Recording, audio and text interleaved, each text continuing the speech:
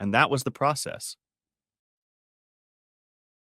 But as I sat in the ballroom of the Edgewater Club, surrounded by friends and family, for a moment all conflicts between me and some of Madeline's family members were forgotten.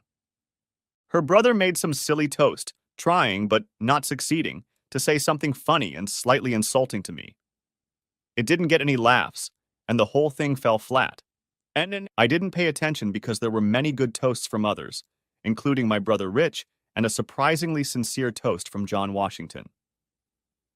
When I didn't have a home and needed help, this man, John nodded in my direction, reached out to me and helped me get back on my feet.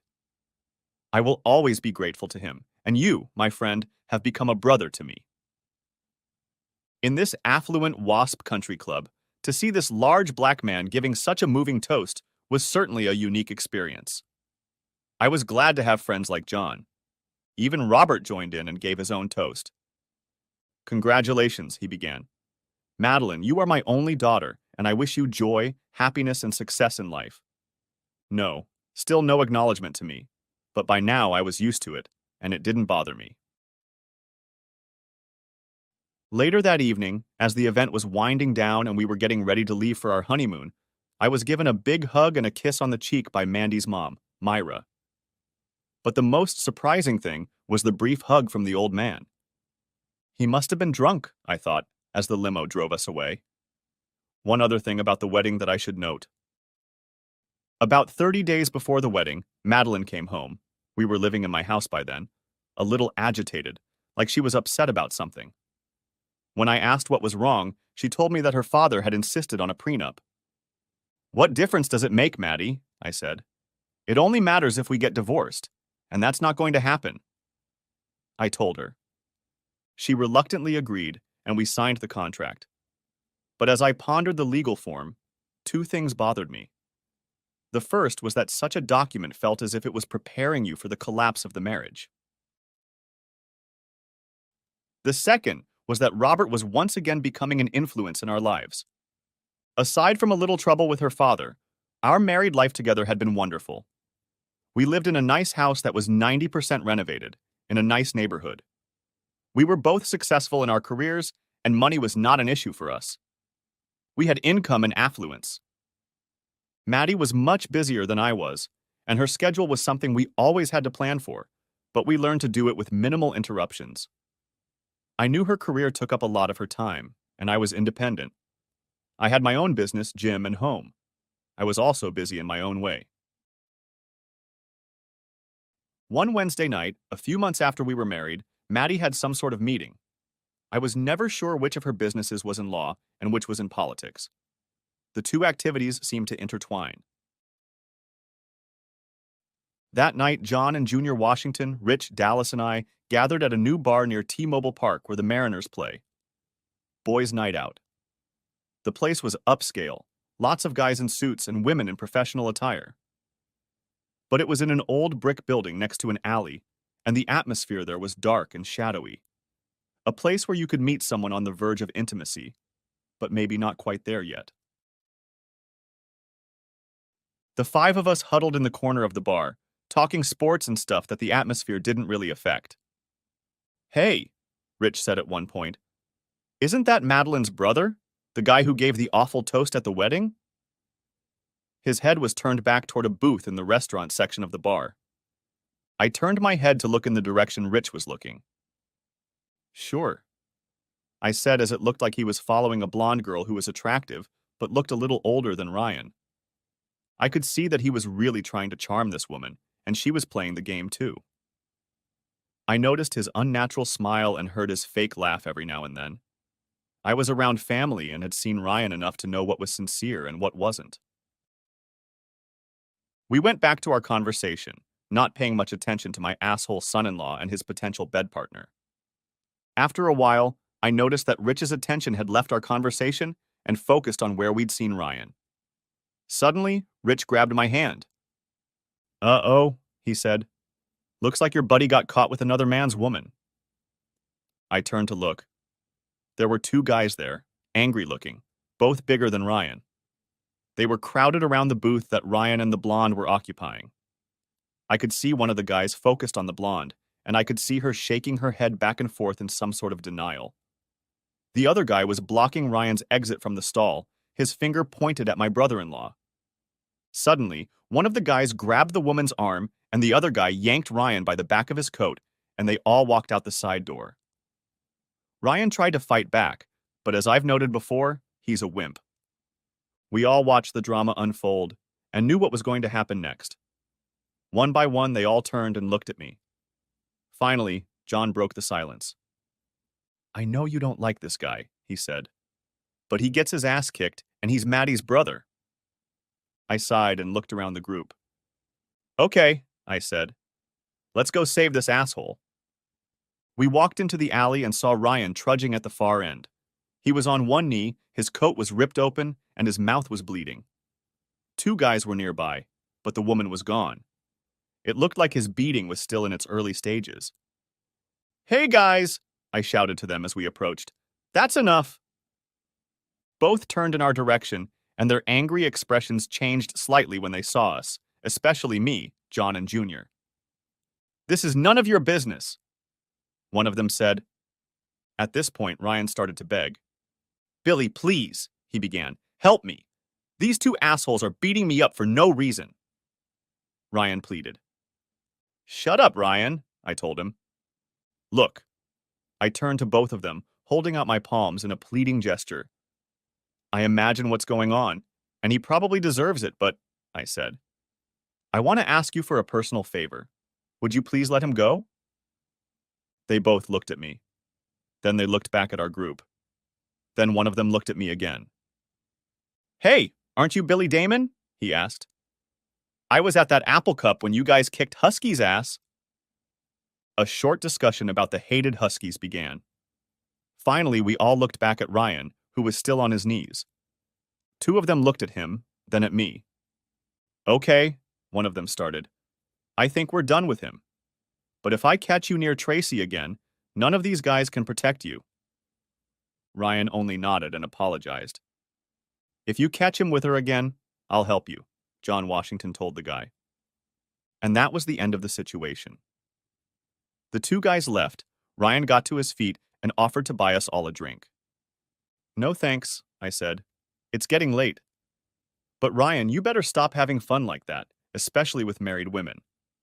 Those two could really screw you up," I continued. "And you know what? You'd deserve it." We all walked away and I looked back for a moment and saw Ryan standing alone in that alley looking completely lost. No, he wasn't his father, I thought, but that might be for the best. I didn't say a word about the encounter to Madeline or anyone else, but I noticed that Ryan was much friendlier when I met him at family gatherings. He and I never talked about the incident in the alley either, but I appreciated the newfound friendliness. I considered the next year a golden year. My business was doing well. I owned interests in over 20 properties and converted some to direct rentals and sold others. Both my cash flow and my wealth were in good standing. Several financial companies were even looking at me to see if I would be willing to sell all or part of my business. My relationship with Madeline continued to improve. She was happy with her job and some of the political stuff she was doing, and she was doing well. We discussed having children, but she said we needed to wait a while. I probably would have preferred to have children sooner, but I knew marriage was about compromises and sacrifices. The deep thread that Maddie kept talking about was the trust we had in each other. Trust in each other's decisions, trust in each other's goals, and most importantly, trust in each other's honesty. It helped avoid a lot of the silly conflicts that can arise in a marriage. One evening, a few months later, I realized that Maddie had a lot on her mind. She was abnormally quiet, not talking about the details of her day at the law office as she usually did. Finally, over a glass of wine, she told me what was on her mind. "Billy, the election for city attorney is 13 months away. If I'm going to run for that office, I'll need to declare within the next few weeks," she said. I sat back and watched her. I weighed how her running for office would affect us. I would see her even less often than I did now. If that's what she really wanted, I was all for it. I wondered about her father's influence on this decision. I rarely thought about her father and the fact that he resented me. It seemed to me that complaining to my wife about her father was whining. But I had a question for her. Maddie, I began, I just want to ask you, is this what you want or what your father wants? I asked. Upon hearing my question, I saw several emotions flash across her face. One of them was anger. It passed quickly, but it was there. Billy, this is what I really want. I really think I can make a difference in our town. Our current leadership doesn't take crime into account and doesn't protect the taxpayers who pay their salaries, she told me. It sounded less like a cause and more like a campaign slogan. Besides, Billy, she added, I'm really going to need your help when I do this. And I suppose that, without really discussing it, she made her decision. I tried to think positive about the situation. Maybe she could make a difference in our town, and maybe I could help. Later, thinking about it, I almost convinced myself that everything would be okay. At first, I was actively involved in the process. The fact that my work schedule wasn't too hectic helped. There were so many little things that needed to be done to prepare for the election. To become a candidate, you have to fill out and file a declaration of candidacy, meet the eligibility requirements at the time of filing, and be a registered voter in the county. Maddie met all of these requirements. The next step was the official announcement. The incumbent city attorney was a veteran judicial politician named Nord Gustafson. Nord came from an old, wealthy Seattle family. He was a registered Democrat and was not considered a hardcore crime fighter. That weekend, we gathered at Robert and Myra's home in Medina to celebrate Maddie's entry into the world of politics and discuss strategy. In addition to family, Robert invited several people with political experience. After dinner, we continued the discussion around the table. Or, let me correct, Robert dictated the conversation about Maddie's candidacy. The topic should be tough on crime, he reasoned. We should point out how soft the Old North has become and what has happened to our streets and neighborhoods. Now, he continued, we need people to work on the different parts of this campaign. And then Robert began to assign duties to different people. My name was not mentioned. Robert, I interjected, I'm willing to help in any way I can too. He looked at me, not quite frowning, but close to it. Of course, William, he began. I'll find something for you to do. And then he turned away dismissively, as if my contribution had no value. I couldn't escape the thought that this whole process would reflect badly on Madeline and me. On Monday night in the ballroom of the Governor Hotel, Madeline's campaign officially began in a few weeks. Robert knew how to raise money. We had it. I don't know why I said we. I was hardly involved in the process, and the campaign was going to be top-notch. There were brochures, campaign stickers, buttons, and yard signs. The campaign slogan read, "Trust Madeline to get the job done." The implication was that work doesn't get done, and Madeline is big on trust. At first, despite Robert, I worked almost every day at the campaign office in downtown Seattle. The campaign manager was a retired city commissioner named Bud Waxman. Working with Bud, I grew to love him. A few months into the campaign, with the election still almost a year away, Robert organized a poll. Bud told Robert and others that a poll taken too early has poor accuracy.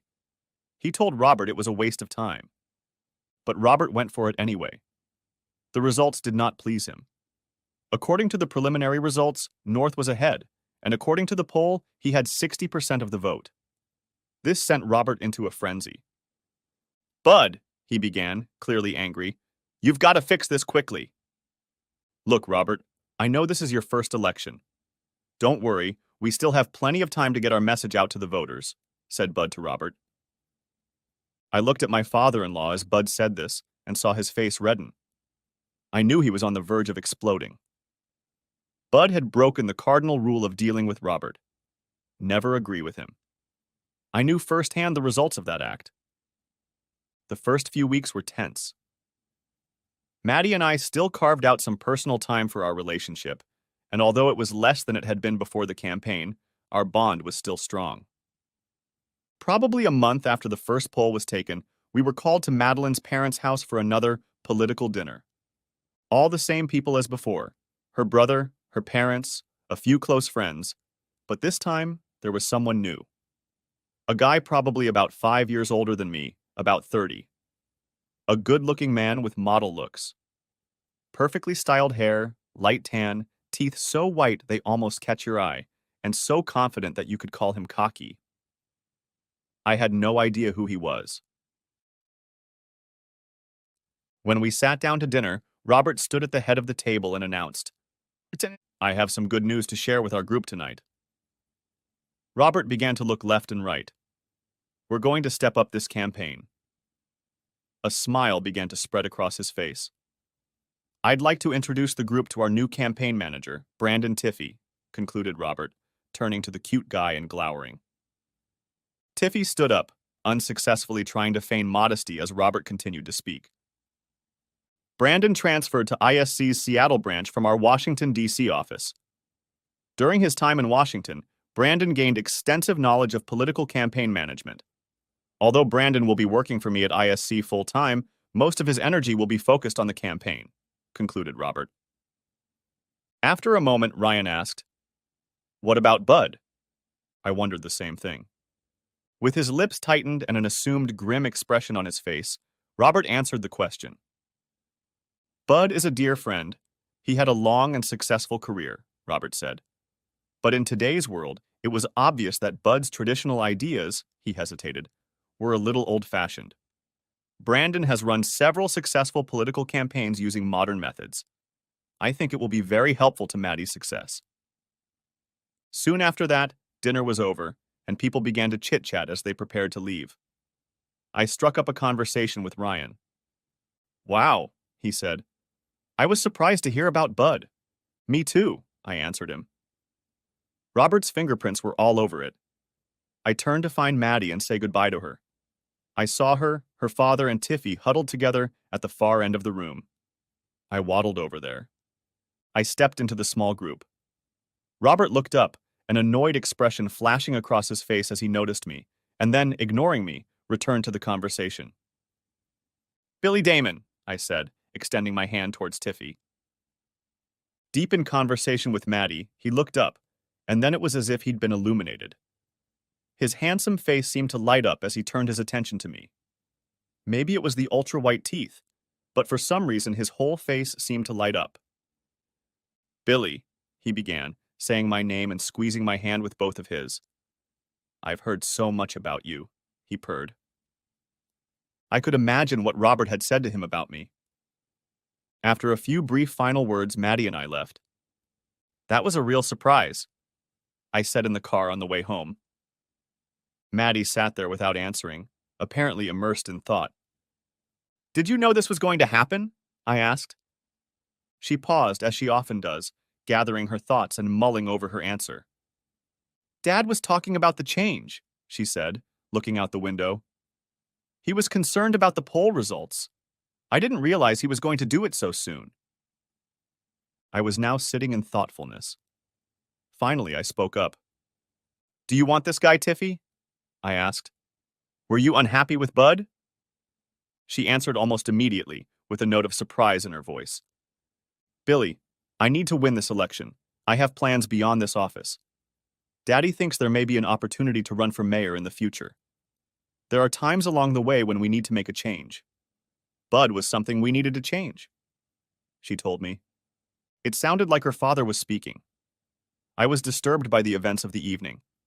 Her plans for a future political position, the effect it could have on our future family, her father manipulating our lives again, and finally Tiffy.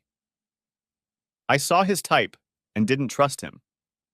For now, I kept quiet about these thoughts. For the next few months, life remained fairly monotonous. Tiffy rarely showed up at the campaign office. It was run by a woman on the payroll. Her name was Rose Greenberg. She was efficient and experienced. When Rose came into the office, she'd give you a job and leave. Madeline was rarely home before 9 p.m. on weekdays. Weekends were a little better, but it got crowded.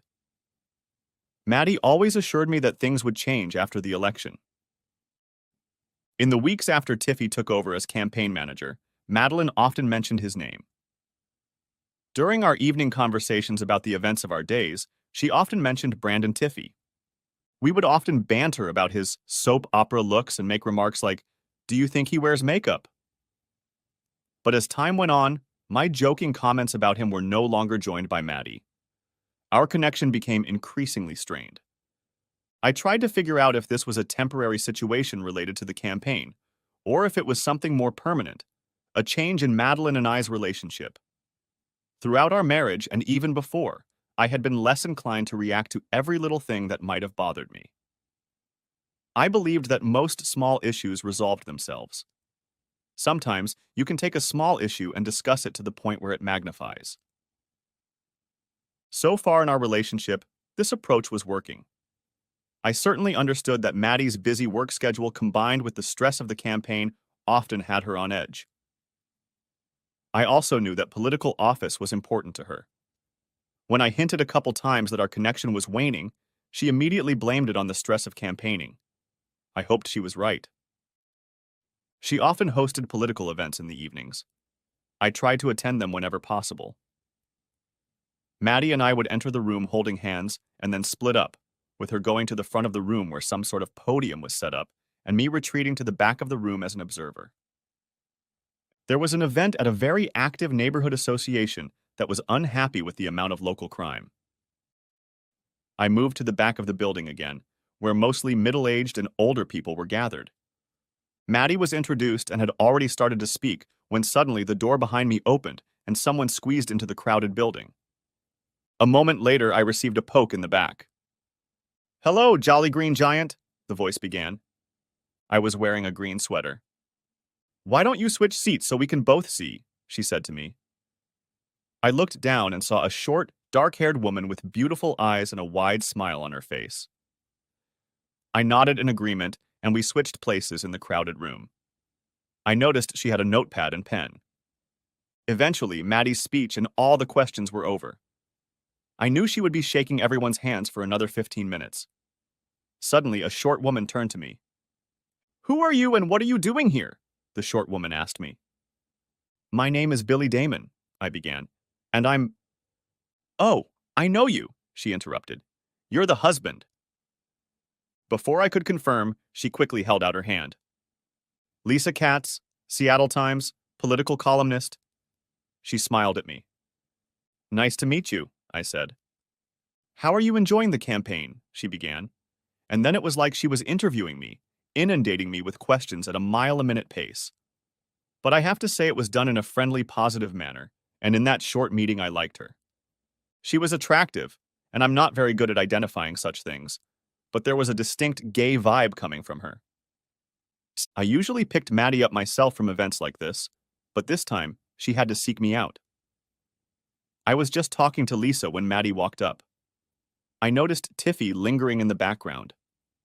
I introduced Maddie to Lisa, and Maddie turned on the charm as soon as she realized what Lisa was up to. Tiffy, always eager to be the center of attention, cut into the discussion, almost shoving in front of me.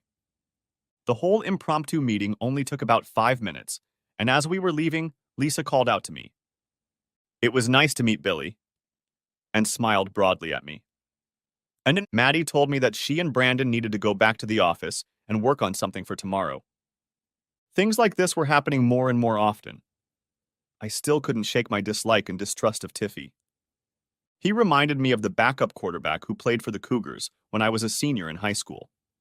The guy had talent and a lot of confidence, but he would often change the game at the last minute and try to play out some sensational scene that made him look good. About half the time the play worked, but the other half had ended up being an interception or him getting knocked down and losing a few yards. The guys on the team didn't trust him, but there was a certain type of girl who was attracted to that bravado. And this guy, I can't even remember his name, tried to take advantage of as many of those girls as he could. I think it was the cocky look on his face that attracted him the most. Tiffy had the same expression. By 11 p.m. I went to bed. Maddie still wasn't home. Later, shortly after midnight, I was half awakened by Maddie fussing around me getting ready for bed. Not quite awake yet, I felt the bed stir as she sat up, and instinctively, in a semi-conscious state, I turned towards her. As I turned, I noticed something. but didn't have time to register it before I fell into sleep. The next day, I was in just my underwear, looking at my iPad, unshaven and unwashed, long before Maddie showed up. I wanted to know her schedule for the day, but Maddie doesn't like mornings. I waited for her to come downstairs. This morning, she was quieter and more hurried than usual. Her glance in my direction as she entered the kitchen was minimal. When I asked her about her schedule, she barely answered me. Is something wrong? I asked, as it felt like more than just a morning grumble. I have a million things to do. I don't have time to go over my entire schedule with you, she began, starting to get worried. And some of us have to look professional during the day. And then she nodded in my direction. We had discussed the difference in our jobs and the difference in professionalism before, but usually it was in a joking manner. This was the first time it sounded like a criticism. I was just looking at her, trying to figure out what was really going on. She paid no attention to me, fidgeting about to leave. As she was walking out the door, I called out to her, "Have a good day." Her response was silence. As I continued to go about my business, I analyzed what had happened over the past 24 hours or so. I knew Maddie could be moody, especially in the mornings, but usually by the evening her mood had normalized and the mild unpleasantness was not brought up. We'll see if that happens today. Something else popped into my head. It was a vague memory that I had no way of grasping. I had spent the day reciting part of my garage. Throughout the day, I tried to remember exactly what it was that was lodged in my brain. I hadn't heard from Maddie all day, and when I saw her drive up a little before 6 in the evening, I started to think we could spend a normal evening together for a change. I took 20 minutes to clean myself up and put my tools away. When I entered the house, it was clear she was upstairs. I never got bored of climbing the front stairs centered in the middle of my entryway. Halfway upstairs, I heard the shower running. I quietly walked into the bathroom. "I scared her," she said. "Billy, no. I have to be in Ballard by 7 o'clock. Brandon will pick me up in 20 minutes. Suddenly, everything changed. "Billy, go away!" She was truly angry. "Grow up and think about something," she added. I stepped out of the shower in silence, but an anger I hadn't felt in a long time was building. I saw a change in my wife that I wasn't prepared for. As I slowly dressed and walked down the stairs, I pondered the changes I had observed. One thought made me stop halfway down the stairs. She was becoming like her father. Suddenly, the doorbell rings. It's Tiffy. Standing in the doorway is Brandon Tiffy, resplendent in his dark suit, starched white shirt, and matching tie. I catch a glimpse of myself in a tattered gray t-shirt, paint-splattered pants, and flip-flop sandals. Some contrast. "Billy, what a beautiful house you have," he said loudly. He walked through the archway into the living room, touched the wood trim, and looked up at the crown molding ceiling. It looked like he was mentally taking inventory of my house. At that moment, Maddie came hurriedly down the stairs. "Brandon," she began, "we have to go." Then, throwing a brief glance over her shoulder, she said, "I'll see you later, Billy." I watched them walk away in silence. Through the open front door, I saw Maddie look back at me with a slight worry in her face. Then I saw Tiffy gallantly open the passenger side door for her. And then he looked at me again. The smug expression on his face turned to a smirk as he closed her door. I knew that look. He was challenging me. Sometime in the near future, I was going to have a very frank conversation with Maddie. I didn't mind keeping quiet and staying out of it to some extent. But when this smarmy asshole, her dad's buddy, challenges me in my house, it was too much. I needed a drink, and when I opened the liquor cabinet and saw the bottle of gin that Maddie used for martinis, the little stray nugget of information I'd been thinking about suddenly became clear. When she got home late last night, I vaguely recall turning toward her as she went to bed. Then I noticed the smell of gin on her breath. I realized I'd stayed up late with Tiffy and was getting ready to campaign. But what I didn't realize was that she'd rather drink with presumably this guy than go home to her husband. We were soon to have that conversation. I ended up sending her a request to meet this Friday at 8 p.m. at our house. I find it ridiculous that I have to work around my wife's schedule. Topic: a few things. I was a little surprised when I got an I accept response pretty quickly. Perhaps she realized the gravity of the situation. The meeting between Maddie and me did not go well. No. It started out with her admitting that she works a lot and doesn't pay enough attention to our marriage, and I appreciated that. But when we got down to specifics, long-term plans, family, her father's interference in our lives, and finally Tiffy, she got defensive. This caused the biggest fight in our marriage. It ended with her yelling at me, "Why can't I support her?" And me retorting, "You need to make a choice." After which we went to sleep in separate rooms. Things thawed out a bit over the next few days, but there was still a big chasm in our relationship. One thing I noticed was that Tiffy wasn't mentioned anymore, and at first I thought that was a good thing. Later I realized that it wasn't. The next week I was at another neighborhood rally. There was a large banner hanging on the side of the building that read, "Trust Madeline to get the job done." Even though we were in a state of Cold War, I still felt the need to support her. I also wanted to keep an eye on Tiffy.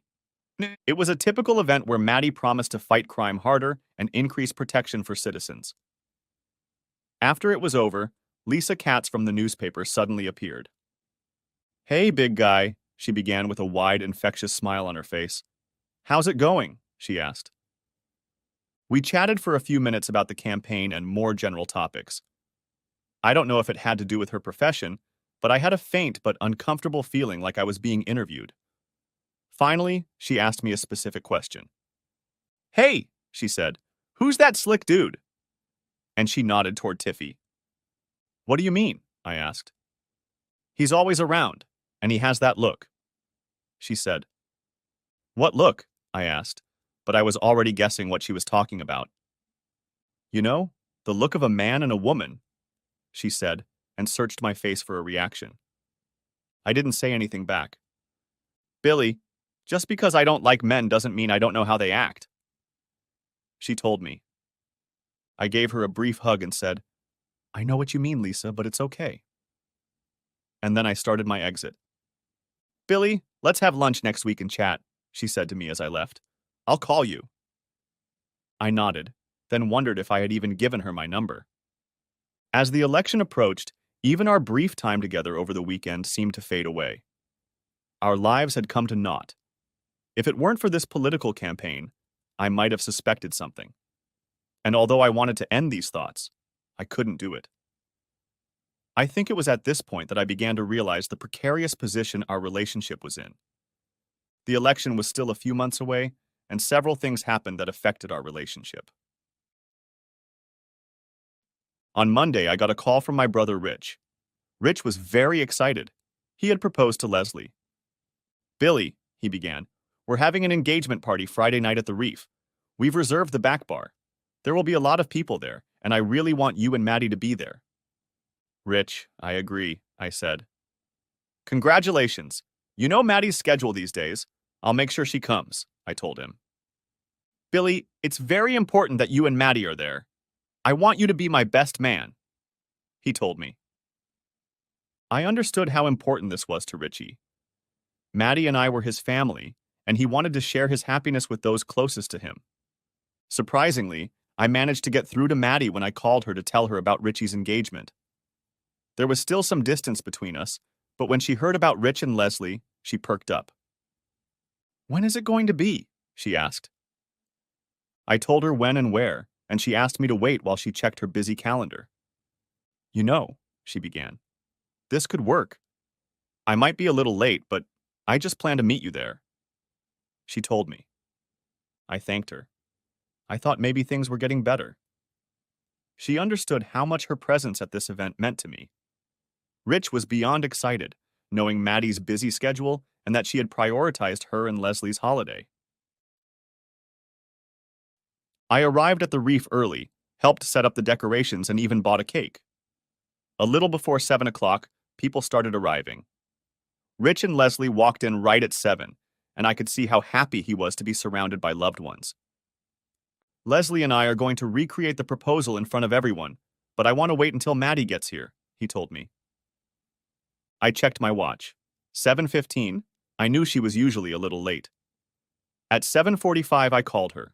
Voicemail. At 8 o'clock, Rich asked me where she was. I called again 15 minutes later. The result was the same. A few minutes later, I approached Rich. Rich, it looks like Maddie is busy with something. You better make an offer now while everyone else is here, I told him. He looked at me silently. Disappointment flashed in his eyes for a moment, but then he agreed. For the rest of the evening, I went about my normal behavior, not revealing my unhappiness with my wife. My mind was constantly spinning with thoughts of how important her trust was to her, and how in many ways my confidence in that trust was wavering. The party ended around 10 p.m., and by the time I got to my car in the Reef parking lot, it was probably around 10:30 p.m. Before I could even leave the premises, my phone rang. Maddie. Billy, she began. There was some commotion going on in the background. It was hard to hear. I've got great news, she continued. We've just read the latest polls. I'm up 56% against North's 39%. Billy, that's such great news, she exclaimed. I remained silent. Billy, you're here. Did you hear what I said? She asked. Maddie, I said in a quiet and calm voice, you really disappointed Rich tonight. He expected you to be at the engagement party. I deliberately used the word she valued so much. Trust.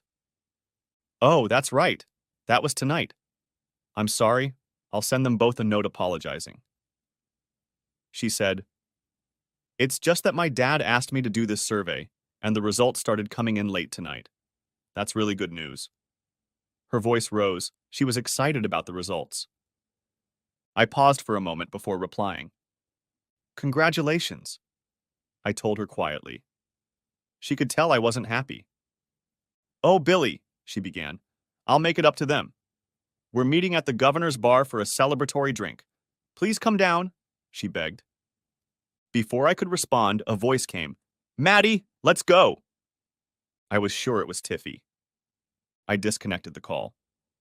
I knew that when Maddie decided to run for office, something would have to be sacrificed.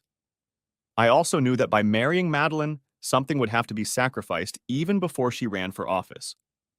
But so far, the sacrifices I've made have been visible, and Maddie has shown me that she appreciates them. That seems to be changing. I had assumed we would toast the governor, and that would be the end of it. I planned to have a calm but serious conversation on a few topics when she got home. Mentally, I had already thought through what I wanted to say. The problem was that she never came home. I ended up going to bed at 1:30, sleeping restlessly and waking up at 6:45. I checked the spare bedrooms in the entryway. She wasn't home. I got worried. I called her phone and left a voicemail message. Maddie, are you okay? Please call me. About an hour later, I got a message. I'm fine. We'll be home later. My anxiety started to turn to anger, but I kept my cool. Eventually, she came home, looking tired and hungover. Up until a few months ago, I wouldn't have had any questions as to why she had been out all night.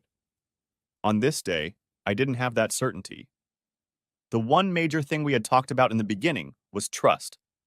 Now, cracks were starting to appear in my trust. She came down in her robe after her shower, still looking tired. I just want to spend a quiet day at home. No phones, no interviews, no one needs me for anything. She sank down onto the couch, closing her eyes and pressing her hand to her forehead. I stood in the doorway, leaning against the archway and watched her, silently, studying her. She wasn't going to get off that easy. So what happened last night? I asked quietly. Still the same familiar hesitancy, but this time she was carefully intertwining the facts with what she wanted to reveal to me. Finally, she answered. Earlier in the week, my dad ordered a survey, but Brandon didn't tell me about it. In the middle of the day, Dad came to the office to wait for the results of the poll. To the campaign office? I asked. No, we rented space in the building next to the governor's, she told me. I also remembered, and I can't remember where I heard this, but it was the same building where Tiffy lived. Maybe his apartment was an office? She then gave me a hurried version of events. Her father, Brandon, and a few others kept getting positive information about how she was being interviewed. At one point, someone opened a bottle of champagne, and eventually the group from the office and a few others headed to the lobby bar at the Governor Hotel. "Billy, I'm so sorry I forgot about Rich and Leslie," she told me. The fact that she had missed Rich's engagement party now began to seem insignificant compared to what else might have happened last night. "Okay," I said. "So what's next?" "What?" she asked. "Well," I began, "we've gone from going to the governor's office to you, arriving after a long night away from home." Suddenly she looked at me, saw that I was watching her, and turned away. "My fault?" "I drank too much and crashed downtown," she said. "Okay," I told her, still calmly. "Any details?" She was silent for a minute. "Are you accusing me of something?" Now her voice raised. "You don't trust me? I made a decision after celebrating an important event, and now I have to account for myself." Now she was angry, but that wasn't quite right. "I don't need to explain myself to you or anyone else," she shouted. "When I was a sophomore at WSU, I had to take an English exam, so I took a class called Shakespeare's Hamlet, the Ghost. I loved that class, and I retained some of the moments. I remembered one phrase from the play that went like this: 'The lady doth protest too much.' The meaning was perfectly clear, and that's what I felt was happening here today." To hide her potential guilt, she feigns indignation at my question. "I really hope we can discuss the events of last night in peace," I told her in a calm tone. With those words, she abruptly stood up without looking me in the eye and walked up the front stairs to the second floor, and I heard the door slam. For the rest of the weekend, we didn't actually speak. By Monday, our communication had become minimal. Monday morning, I was touring a potential house in Tacoma. I received an interesting phone call. I didn't recognize the number. The area code wasn't local. "Good morning, Bill. My name is Elliot Boucher from Global Management. Do you have a few minutes to talk?" he asked. He told me that Global Management was a large investment firm with many affiliates, and he was interested in talking to me about my business. I had received similar inquiries over the years, and while they were flattering, I wasn't interested in selling. "Thank you for your interest, Mr. Boucher," I began. "But I'm not interested in selling my business." I told him this, thinking that this was practically the end of the conversation. "Bill," he said, "I realize you've built something great, but I'm not talking about buying you out. I have other ideas." He continued, "Just meet me for lunch on Wednesday. I have a few things I'd like to discuss with you." I was curious, so I accepted the lunch invitation. This could be interesting, I thought. On Tuesday night, Madeline announced that she had a rally downtown on Wednesday and would be home late. I think she was trying to put me at ease by letting me know her schedule in advance. But it didn't work. I still feel I should have been given a more detailed explanation about the past weekend. She also told me that her father had planned another dinner on Sunday night, a sort of celebration of the poll news. I didn't want to go, but such events were mandatory. I met Elliot Boucher at Nouvelle Bistro in downtown Seattle at 1 p.m. Boucher didn't look like Tiffy or even Robert, my father-in-law. He had dark-rimmed glasses, a suit but no tie, and a serious, intelligent look. My first impression was positive. After a few pleasantries, we got down to business. "Bill, Global is in the business of managing money for large organizations, such as pension funds and public investments. It would be unusual for us to work with individuals." He continued, "We are always looking for different ways to maximize returns for our clients. I've heard about your growth and seen what you've achieved. It's impressive." I was flattered, but wary at the same time. "Elliot," I began, "thank you for your comments, but I don't want to sell my business." I told him that again. He then continued his explanation. He didn't want to buy 100% of my business, only a percentage. He said he didn't care. As long as I kept the majority, we would work it out. He wanted me to work for him and set up a real estate department in one of their local offices. He talked about the opportunities I would get by keeping a percentage in my business and watching it grow. I was interested. We ended up talking for several hours. He said he was going to prepare something and give it to me by the end of the week. I was definitely interested. I decided I wanted to go to Maddie's rally tonight, not so much to support her, but to keep my eyes on her. I sat in one of the many Starbucks in Seattle and reflected on recent events in my life while waiting for the start time of tonight's political rally. I wondered if my marriage was falling apart, and if not, what the implications would be for Maddie and my life if she ran for mayor in the future. Then I thought about Tiffy, or rather, Maddie and Tiffy. Is there something going on? Knowing Maddie, it seemed unlikely, but surely the signs were there. Finally, I wondered about the meeting with Elliot Boucher. Of everything that was going on in my life right now, this was the only positive. The political rally had reconvened in the large conference room of the Governor Hotel. A dim light burned in the back. I was sure Maddie was unaware of my presence. I was in the unlit back of the room, effectively hidden from the bright stage lights. The perfect place to watch the action and consider Madeline and Tiffy. The spotlight was aimed at Maddie as she moved toward the podium. Large banners. Believe Madeline. In front of the large banners. I saw Tiffy and Robert on one side of the podium. They were whispering amongst themselves, triumphant smiles shining on their faces. They thought they had won this election. And in that moment, it seemed that they had. Maddie spent the next 30 minutes talking about how she would get tough on crime, how we must clean up the streets and not let criminals get off easy. There must be deterrence for criminals. And so on and so forth. I had heard it all so many times that I was getting bored with it. Suddenly, I felt a nudge in my side. "Hey, big guy," it was Lisa Katz, the reporter. "I hear you're getting positive poll numbers." "That's what they say," I replied. I think Lisa noticed my less than enthusiastic response. She studied me for a moment, her dark eyes scanning my face. "That's not what I'd call a big guy's winning expression," she told me. At that moment, she looked at her iPhone, an incoming call. "I gotta go, Billy. Give me a call. Let's have lunch. I know a great restaurant. You have my number." She looked at me and eventually disappeared into the crowd. Things were getting quiet on stage, and I turned my attention to Maddie. Tiffy was standing next to her and smiling, flashing his white teeth. I saw him whisper something in her ear. A few people from the audience approached her to ask questions. I followed her body language, both of them, Maddie and Tiffy. There was a sense of pleasant familiarity between them. They were cramped in each other's personal space, but perhaps to an outside observer, they didn't look out of place. But I could see the shared glances. Small signs of intimacy between them. The loving closeness that was sorely lacking in my relationship with Maddie seemed to have been replaced by closeness with Tiffy. I realized that this was the end of the event, and I wanted to continue watching Maddie and Tiffy. Sure, it was an amateur investigation, but I needed to gather as many facts as possible. I found a darkened doorway in one of the buildings on the street from where I could watch them leave the meeting hall. October officially began the rainy season in the Puget Sound area. It will stay that way until May. I don't usually like rain, but today it helped my covert observations.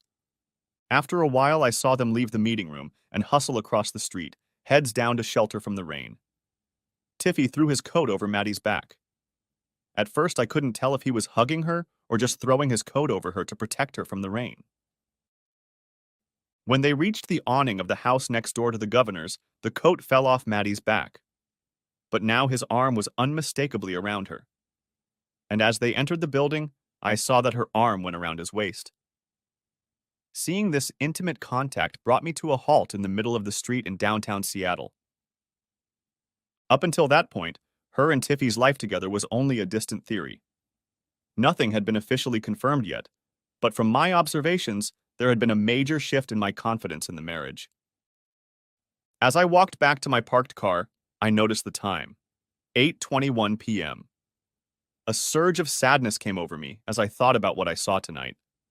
It seemed to me that my marriage to this woman I cared for and continue to care for was slipping away. And slipping away was what she always told me was so important.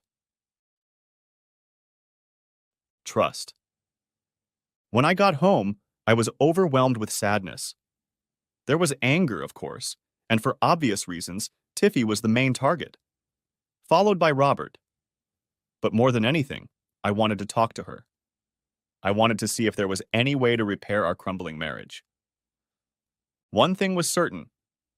If I found out she was having fun with Tiffy, it would be over. I planned to have an objective conversation with her and wanted straight answers. But by 10 p.m., sitting and waiting, the fatigue from all the emotions of the day caught up with me, and I fell into a dead sleep in the living room. Waking up Thursday morning, I was disoriented. The events of the previous day slowly resurfaced in my mind. The excitement of meeting Elliot Boucher had been negated by what I had witnessed at the political rally and afterward. I could tell that Maddie was home, but it couldn't have been before 10. 15, that was the last thing I remembered checking the time before I dozed off. The big question was, what was she doing sometime between 8:30 and 10:30 p.m. last night? Over the next few days, I tried to talk to Maddie a few times, but I wanted the conversation to be brief and not rushed. With the phone constantly ringing and her busy schedule as the election approached, the right time kept not coming up. That time would come, I promised myself, and soon. In those days, I was mentally beginning to pull away from marriage. It made me sad just thinking about it, but at some point in any situation where the end may be near, you begin to make alternative plans. I began to envision a life without Maddie. It was a sad thought. By Sunday evening, we still weren't together enough to talk. Tonight was an optional family dinner at Robert and Myra's. Maddie and I went there together, being alone together for the first time in over a week. I knew this wasn't the time to ask her in detail about Wednesday night and what she and Tiffy had done after the political rally. Instead, I told her about my meeting with Elliot Boucher for the first time. She seemed genuinely interested in the event. On Friday, Elliot emailed me his proposal. There were actually different options in the proposal. The one that interested me the most was the one in which Global was buying 67% of my company, at a very generous price. I would then sign a 5-year employment contract to work in a branch office of one of their local offices. The salary package would be in the 6-figure range, and on top of that, there would be a profit share and an annual bonus. I'll have Landon review the offer next week, I told Maddie. Billy, that's exciting, she said, and sighed. Once the election is over, we'll need to reunite. You'll just have to be patient with me. I didn't say anything back. I wondered if there was any chance our marriage would survive. Little bells of hope tinkled optimistically. Maybe it could work out. I promised myself again that if she had sex with Tiffy, it was definitely over. As we walked into her parents' house in Medina, I experienced a mixture of emotions. Her father, Robert, was in high spirits during dinner. The same company was still here. Her family, including her brother Ryan, a few influential family friends, and of course Robert's golden boy, Brandon Tiffy. We all gathered in small groups in the living room for cocktails before dinner. I spent the entire time talking to Ryan. It was a little weird. Ever since we helped Ryan that night in the alley, he had become a much nicer person. Gone was the fake bravado. His humility was refreshing. I noticed one interesting thing. At one point, I saw him looking at Tiffy. Tiffy was talking to one of Robert's friends. The latter said something, and Tiffy burst into fake laughter. It was so obvious that I glared at the smiling asshole. Just as Tiffy's loudness caught my attention, Ryan noticed too and looked up at the loud interruption. I watched the slight expression on Ryan's face turn into a bitter grimace as he looked at Tiffy. I knew that Ryan, Tiffy, and Robert worked together at ISC. I just hadn't given much thought to how they interacted in the workplace. Judging by the look on Ryan's face, I could guess that this interaction was not a positive one. There's an old Middle Eastern proverb that goes something like this: "The enemy of your enemy is your friend." I may have just found a new ally. At the dinner, Robert was in rare form. Buoyed by the positive results of the polls, Robert ranted as if Maddie had already won the election. Blushing face, wide smile, glass of wine in hand, he addressed his guests. "What my little girl has accomplished," he began, and then looked at Maddie, "is simply incredible. When that young lady decides to do something, by God, she does it. He raised his glass to Tiffy's applause. I've never been more impressed with a young person than Madeline, he proclaimed. Sitting on the far end of the table, I noticed the look on Ryan's face. I imagined throughout their childhood, Madeline had always been the favorite child. Ryan had never lived up to his father's high standards. My thoughts were interrupted by Robert's further statements. With the election only a few weeks away, I want to thank all of you for your support. His eyes traveled around the table, never meeting mine or Ryan's. The message was clear. We were overlooked and unneeded. It was interesting. I disliked Ryan for so long that I hadn't noticed his low status in my own family. It made me love him even more. And one person who was instrumental in Madeline's success, Robert continued, turning to Tiffy with an even bigger smile. Brandon, my boy. He patted him on the shoulder. We're all so grateful to you for being here and for everything you've done. While Robert was saying all of this, I saw Ryan almost cringe at the copious praise addressed to Tiffy. Words like that, my intuition told me, were something Ryan rarely saw. But that wasn't all I noticed. My gaze shifted to my wife. While her father continued to praise Tiffy, her eyes gazed at him with adoration. I knew that look. I was the one who usually got those looks from her. Not so much lately, I thought. And then I turned to Tiffy. He was looking at Madeline with such love and lust in his eyes, as if they were the only two people in the room. My musings were interrupted by Robert. Friends, family, everyone, he announced in a voice that rang throughout the dining room. A toast! And he raised his wine glass. Trust Madeline, he repeated his toast to her campaign slogan. Half-heartedly raising my glass, I realized something. Ironically, I didn't trust Maddie anymore. I couldn't bring myself to finish my toast. I noticed Ryan, who was still looking at Tiffy without raising his glass, and didn't even join the toast, confirming everything I'd seen today about this relationship. Dinner broke shortly afterward, and I retreated to the far end of the living room in search of privacy, trying to untangle my various thoughts about the previous evening. As I stared out into the dark October night, I was interrupted. It was Ryan. Billy, I need to talk to you. He said it with a slight tinge of urgency.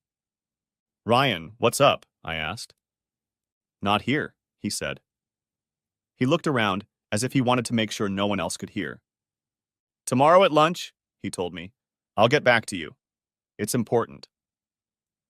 And then he walked quickly out without another word. I wanted to leave too. I was sick of Robert and Tiffy and the whole scene. I went to get Madeline. I saw her with her father, Tiffy, and another man I didn't know. They were all huddled together and talking passionately about something. I approached them from the edge. For a minute or so, they continued their private conversation, and then Maddie looked up at me.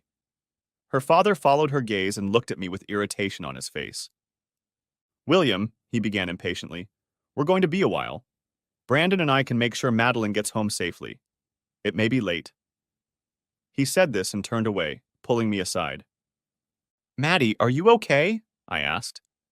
She nodded. I walked out of the group, and out of the corner of my eye, I noticed the look in Tiffy's eyes, and it took all my willpower not to flick the gloating smirk off his face. Bye, Billy, Maddie called out to me as I left. I ignored her. Up until a week ago, I would have trashed and scandalized her about this evening, but now I was beginning to realize that I didn't really care that much. Maddie was a woman of strong character who I believe felt strongly about me and our marriage, but she was focused on the goal. Add to that her strong-willed father, who had his own agenda, and Tiffy, and the combination created instability. That night, despite my cluttered thoughts, I slept surprisingly well, and by the time I got up, Maddie was gone. In the morning, I received a text message and 2 phone calls. The text was from Ryan, asking me to meet him at Dave's Diner in Ballard at noon. I confirmed to him that I would be there. Moments later, my cell phone rang. It was Elliot Boucher from Global. We exchanged pleasantries, and then he cut to the chase. First thoughts on the proposals? He asked me. I explained that I had an interest and that I was going to have my attorney look into the information. Billy, this is great news, he told me. I want you to meet someone.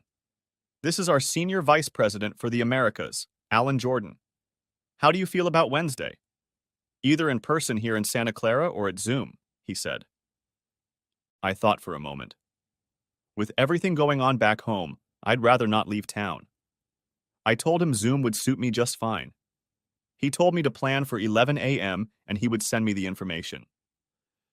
As soon as I hung up, the phone rang again. Oddly enough, it was Maddie.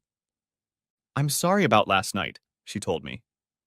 I didn't know what exactly she was apologizing for, but there were several options. Before I could respond, she asked how I was doing. It was weird. Even at our best times, it seemed uncharacteristically polite. She must really feel guilty about something or someone else. Things are actually going pretty well at Global, I told her. We briefly discussed the possibility as we drove to her parents' house on Sunday. Elliot wants me to meet a guy named Alan Jordan on Wednesday this week, I added. Pretty quickly, almost with excitement in her voice, she asked when I was going to leave. I was about to tell her it would be a meeting with Zoom, but hesitated. Then I told her I would be in the Bay Area on Wednesday and would be back on Thursday. She wanted to know all the details of my trip. Pretty weird. I began to ponder why this information was so important to her. I told her I would contact her about it. I began to formulate a plan. If there was something going on between her and Tiffy, I wanted to find out as soon as possible. I was curious about the lunch meeting with Ryan. He and I had never socialized except for family events. But like I said, lately he seemed like a much more humble and decent man than the cocky reflection of his father he was trying to be.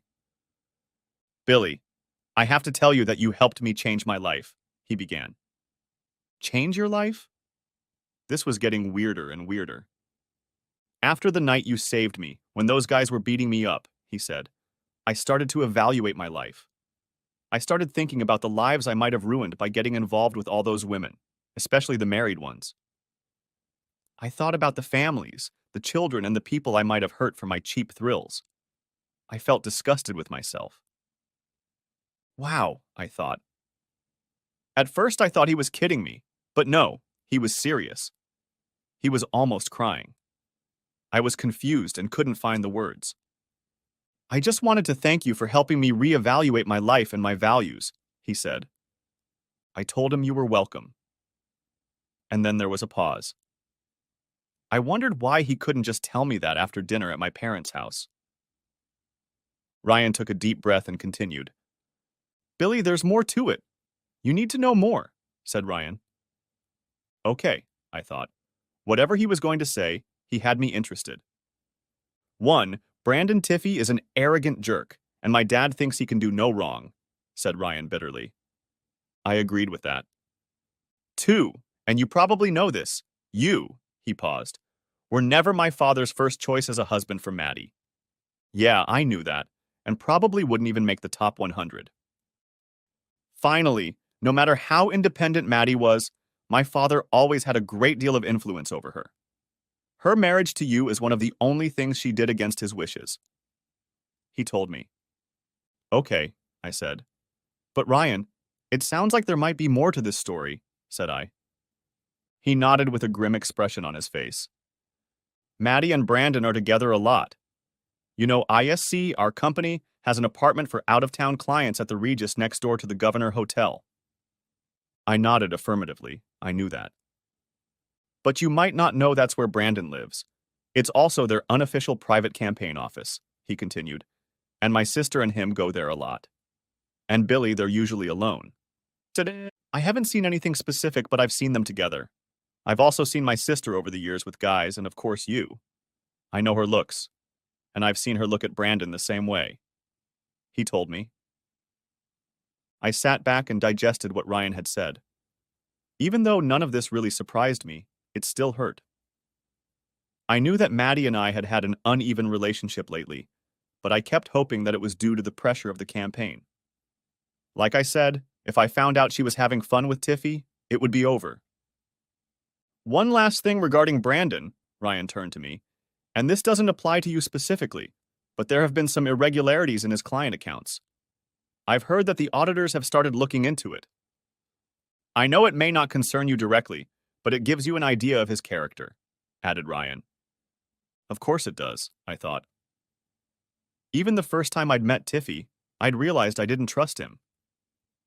What Ryan told me confirmed many of my suspicions. As we got up to leave, I thanked Ryan for providing the information. Billy, I'm the one who should be thanking you, he said to me as we both left the restaurant. On the drive home, all the pieces of my plan started to fall into place. In the afternoon, I got a call from my attorney, Landon Kirsch. He went over the contract with Global and said it was pretty straightforward. Billy, he told me, if you put your mind to it, you're going to be a rich man, richer than you already are. Yeah, I know, I said.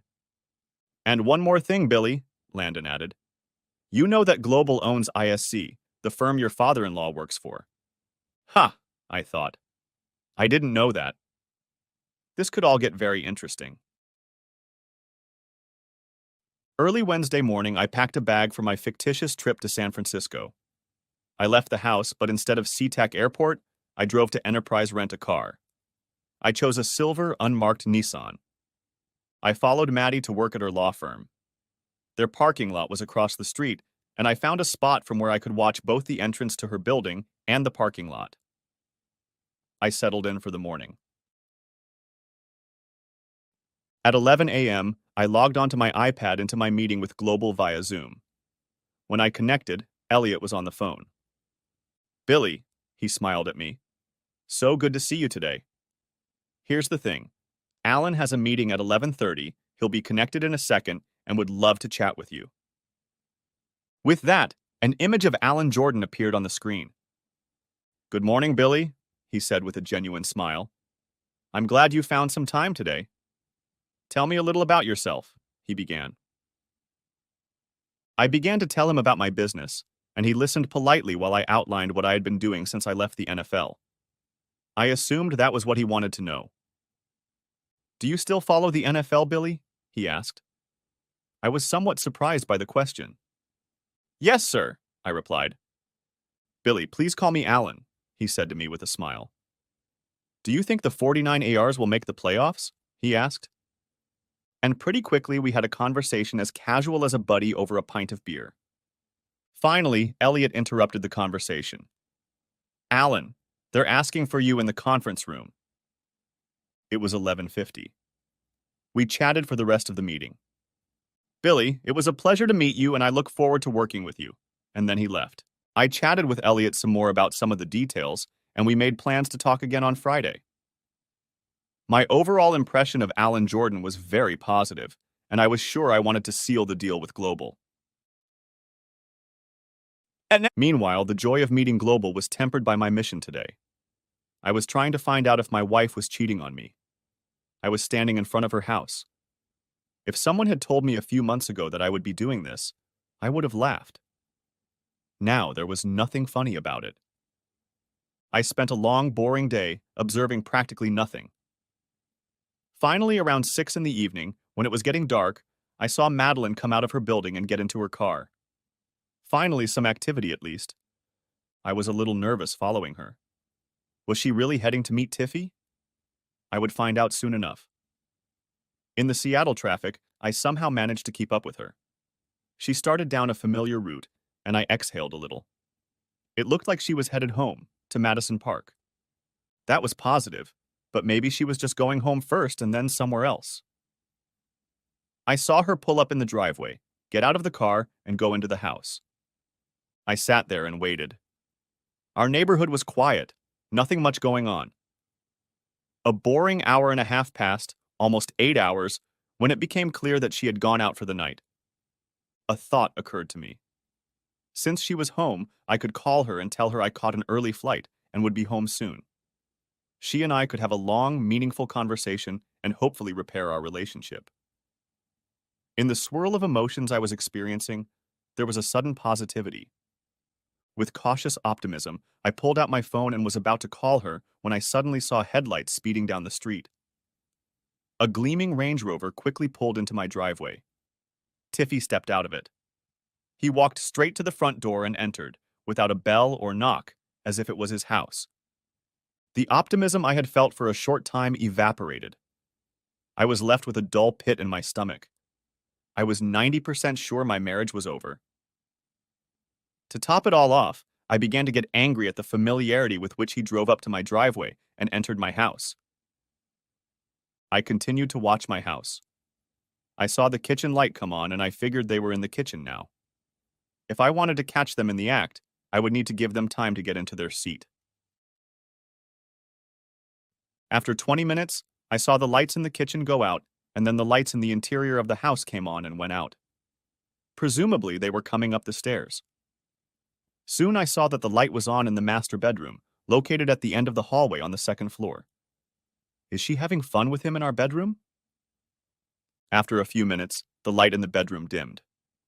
Okay, I thought. Let's give them 10 minutes and then barge in and confront them? I began to think deeper and darker. The seeds of an idea began to dawn.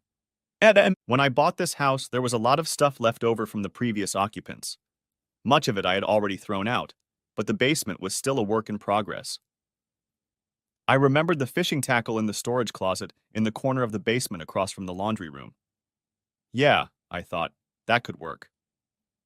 I waited, giving them another 15 minutes. I went over the plan in my head, looking for flaws. I couldn't find any. Quietly, I got out of the Nissan and headed for the side door farthest from the master bedroom. I knew every creak and squeak in this house. I knew how to navigate every sign. I crept silently inside and headed for the basement first. Using my iPhone flashlight, I found what I needed without turning on any lights. There was a back staircase in my house. At the very top of the stairs were the old servants' quarters. This room was now being used for my office. I was very familiar with this old, narrow staircase, and I crept up it, avoiding the noisier steps. Slowly and cautiously, I made my way silently down the hallway to the main front staircase. From the hallway, muffled sounds from the far bedroom reached me. I didn't need any other proof of Mandy's infidelity. What I heard could not be explained in any other way.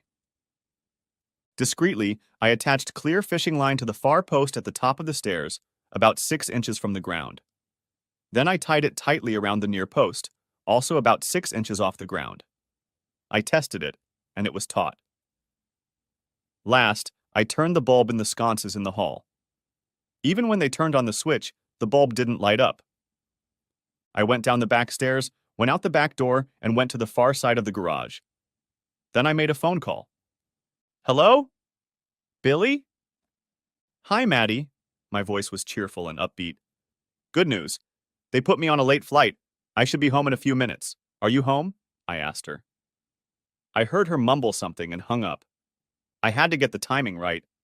Then I crept up the back stairs and watched from the alcove in the hall. There were loud voices and noisy activity coming from the bedroom. I could imagine what was going on in there. Suddenly the door swung open, and I saw Tiffy in just socks, with his clothes clutched in his hands, running toward the stairs. I also saw Maddie heading for the hall bathroom. Washing off the evidence, I assumed. As Tiffy started hurrying down the stairs, the fishing line caught his bare foot, just as I had planned. He did a full somersault before falling to the bottom landing. I quickly cut the fishing line from the poles, slipped them into my pocket, and rushed down the back stairs. Halfway down the stairs, I heard his wounded cry. I hurried back to the rental, grabbed my unnecessary bag, walked to the front door, and entered. The inside of my house was in chaos. Tiffy in a crumpled heap at the foot of the stairs, Maddie standing at the top of the stairs looking down in a panic. I do the acting job of a lifetime, feigning confusion and demanding an explanation of what's going on. Billy, call 911, Maddie yelled. I looked over at Tiffy and he was definitely totally screwed up. The clothes he was clutching in his hands were strewn all over the stairs. His leg was clearly broken. Maddie, I asked, trying to sound confused. What the hell is going on here? I asked. Most of my reaction was real. The only thing I was faking was my confusion at what was happening. I knew exactly what had happened, and in fact, I was responsible for most of it. Billy, we can figure it all out, she told me, but we have to get Brandon to help. I froze for a moment and looked around my house. Tiffy had collapsed and was groaning, holding his leg. Maggie was standing at the top of the stairs. I noticed the darkness at the top of the stairs where I'd turned off the upstairs light. We'll have to fix that, I thought. Just then, I looked back at Maddie. She was looking at Tiffy with deep concern in her eyes. Humbled, I pulled out my phone and called 911. You better get a grip, I said solemnly to Maddie. Billy, I'm so sorry, she said, turning back to the bedroom. We can get through this. She called out to me. I walked up the stairs, ignoring Tiffy and his injury. I didn't have an ounce of compassion for the freak. If I thought I could get away with it, I would have kicked him in his injured leg. After making sure Maddie was out of sight, I screwed in the light bulb. Luckily, I also saw a small scrap of fishing line on the floor. I quickly picked it up. A few minutes later, the paramedics arrived, and Maddie came out of the bedroom getting dressed. 2 paramedics laid Tiffy on a stretcher. They asked me what happened, and I told them I had arrived after the accident. I directed them to Maddie, and she said she didn't know anything except that he had tripped coming down the stairs. Was he in a hurry for some reason? The paramedic asked Maddie. And she threw me a quick glance and replied that she didn't know if he was in a hurry. Eventually, the ambulance left, and Maddie and I were left alone. Oh, Billy, she started and cried. I'm so sorry about everything. She said this to me, crossed the floor, and began to hug me. My arms lay woodenly at my sides. I didn't respond to the hug. I pulled away from her touch. My stomach churned at the thought of her hugging Tiffy with the same arms that were now touching me. I'm going to check into a hotel tonight, I said in a quiet, stern voice. And I think you should stay somewhere else after tonight. I told her. No, Billy, please, we can work this out. She begged, tears streaming down her face. Billy, I'll make it all right. Please. She pleaded with me. What the hell was that asshole doing in my house? Then I looked at her in disgust. No, wait, I said. Even I can understand that. And shook my head and looked at her. Go away tomorrow, said I, and walked away. Billy, please, she begged. Let me try to explain. I want you out of my house by tomorrow. I shouted after her, turning around and walking away. Through the sadness and mishmash of emotions I felt as I drove to the hotel, one emotion shone through. Through all the sadness, heartache, and loss, I found myself mostly feeling anger. Anger at Maddie, of course, and certainly at Tiffy, but most of all, I was angry at Robert. He was the architect of this mess. And I wouldn't be the least bit surprised to learn that he'd subtly encouraged the affair with Tiffy. There would be payback. After a restless night at the hotel, with all those emotions getting in the way of a decent night's sleep, I finally gave in and took a shower. It was still early. I started making a list of things I needed to do, and people I needed to talk to. At the top of the list was Landon, and then a thought hit me. Could I do this? I decided I could. She deserved it. No, let me correct myself. They deserved it. I made another call and set up a lunch appointment for today. I talked to Landon and told him that Maddie and I were getting a divorce. He was shocked and tried to talk me out of it. He asked me to take some time and think it over. He then started listing all of Maddie's positive qualities. Halfway through, I interrupted him. Landon, I said, I think the legal term is irreconcilable differences.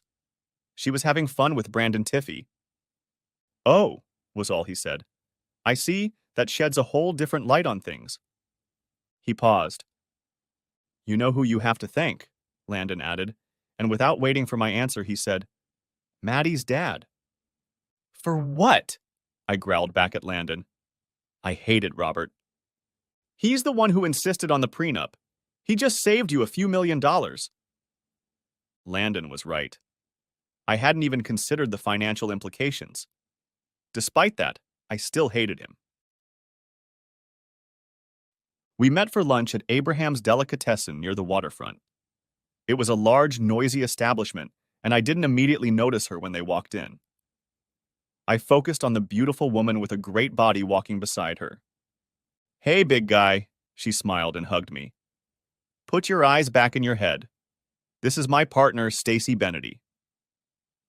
Nice to meet you, Stacy, I said. And Lisa, thanks for clearing up both of your points of view, and thanks for meeting me at the last minute. I called Lisa Katz at the Seattle Times this morning, and luckily she was free for lunch. It's Stacy's birthday today, and we were already planning to have lunch. Now you're going to pay. She laughed and told me.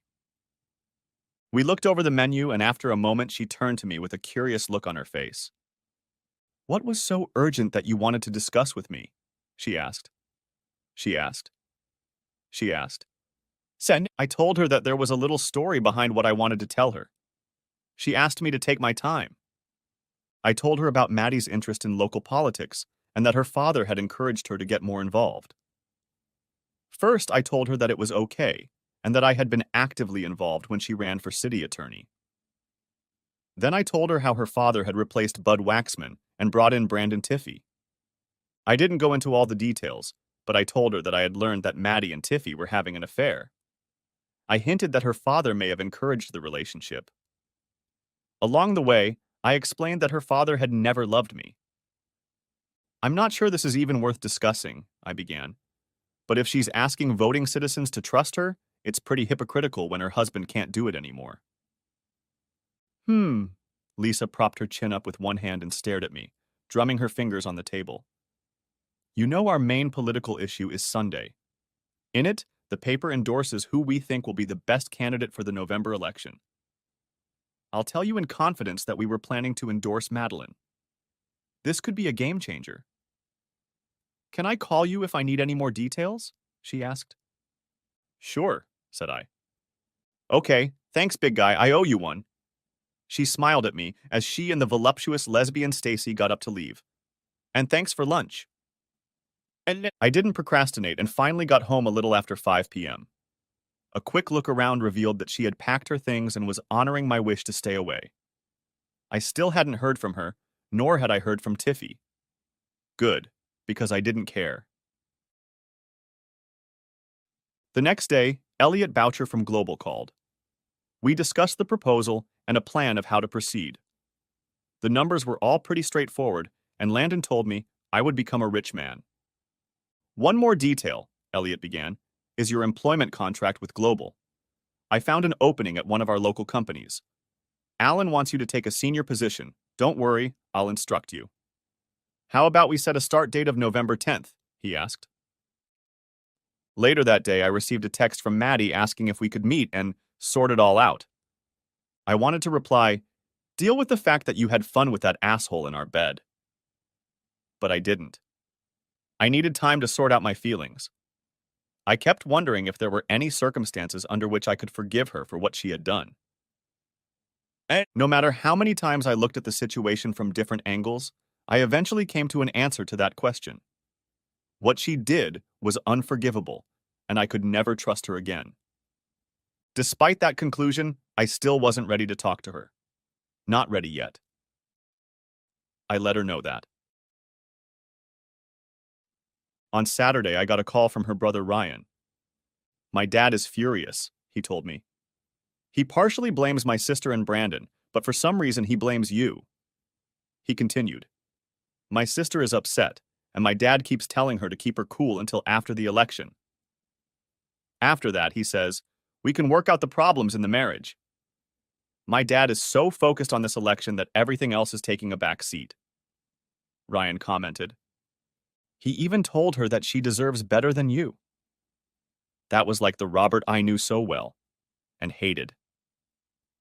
It led to a big fight between Madeline and my father. I've never seen her so angry with him. What happened to that asshole, Tiffy?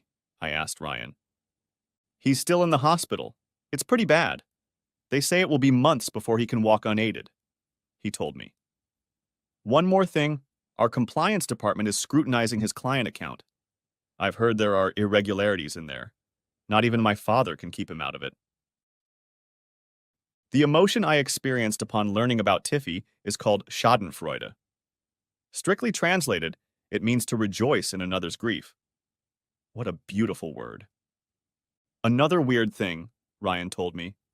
Brandon insists he tripped over something when he was coming down the stairs. Madeline doesn't know what he's talking about. I was glad it was a phone call and couldn't hold back a smile. I thanked Ryan and started thinking about how I really needed to talk to Maddie at some point. Just not quite yet. The texts and phone messages started coming in shortly after 6 Sunday morning. I tried to sleep so I wouldn't get distracted, but there were too many of them. Finally, I got up and picked up my phone. 18 text messages, half of them from Maddie or her dad. The rest were mostly from numbers I didn't know. Her dad was cursing and threatening me. The messages from Maddie were more of the, how could I do that to her? Do I really hate her that much? Did I really realize what that would do to her variety? There were other similar thoughts. It took me a few moments to realize what had happened. Then suddenly it came to me. Lisa Katz's article was supposed to be in today's Seattle Times. It was their political endorsement issue. I quickly found it online. Wow. This is going to hurt, I realized, just when I saw the headline. Trust Madeline? How can we trust her if her own husband doesn't? Madeline Doucette Damon is running for city attorney, advocating for law and order, something this reporter believes our city needs. In her campaign, she is asking the residents of the city to trust her. In fact, trust Madeline. To get the job done is her campaign slogan. We have learned that Doucette Damon, who has been married for nearly 3 years, has been in an intimate relationship with her campaign manager, Brandon Tiffey. Is this the kind of trustworthy and honorable man you want leading the fight against crime in our city? I do too. While we don't think North Gustafson is a strong city attorney, we would prefer someone we can truly trust. City Attorney, the Seattle Times endorses Nord Gustafson. Lisa didn't pull this story. It could dash Maddie's political hopes. The election was just over a week away. According to the latest numbers, she was leading in the polls. I wonder how much of an impact this story will have on voters. Pondering this while text messages continued to make my phone vibrate, I hypothesized that the article would affect Maddie in several ways. Certainly, her chances of winning the race for city attorney are seriously jeopardized. Whereas a week ago it was almost a foregone conclusion, now her chances are 50-50ths at best. The other part of this, and perhaps far more damaging, was the public exposure of her affair with her campaign manager. No matter how it was handled, the situation looked tawdry. All of this was compounded by the scandal of Maddie's portrayal of trust, while she herself was involved in very unreliable sexual activity. None of this could be good for her professional reputation in her legal career. It made me focus on our marriage and how she had betrayed me. I wasn't thinking about politics anymore. I needed to plan my life forward. The tone of the text messages changed from how much I hurt her to more of an apologetic tone. It was a mistake. It didn't mean anything. You're the only man I love, etc. In the shadow of the fact that she was having fun with Tiffy, with his smug smile and white teeth, in my bed, it all seemed hollow to me. Her pleas had no effect on my decision about the state of our marriage. The week flew by quickly. I spoke with Elliot at Global several times and met with Landon to discuss the details of selling my business. There seemed to be a mountain of forms to sign. In the evenings, I tended to the house. It seemed lonely, and I had a few weak moments when I almost called Maddie, but every time I reached for the phone, my imagination brought me back to Tiffy's smiling face, and I hung up. That weekend, Rich, Leslie, Dallas, and his new girlfriend took me to the reef with them. It was just like old times. I paid attention to all the beautiful single girls, but I didn't do anything about it.